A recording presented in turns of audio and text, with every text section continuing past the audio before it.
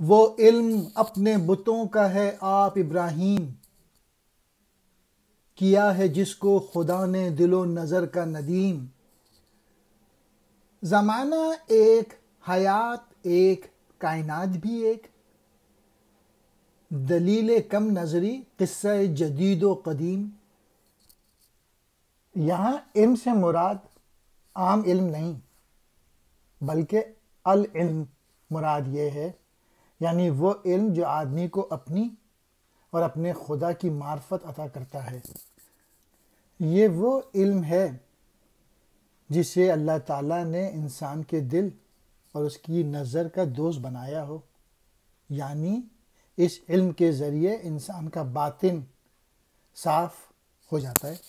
مین message یہ ہے، جس علم کو اللہ تعالیٰ نے دل و نگاہ کا دوست بنایا ہو، وہ اپنے تراشے بتوں کو حضرت ابراہیم علیہ السلام کی طرح توڑ پھوڑ دیتا ہے۔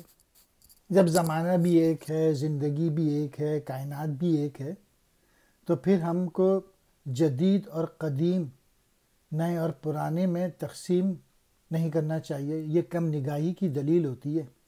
علم چاہے کسی بھی زمانے کا ہو، وہ علم ہے جو انسان کو اس کے دل و نظر کے قریب کر دے۔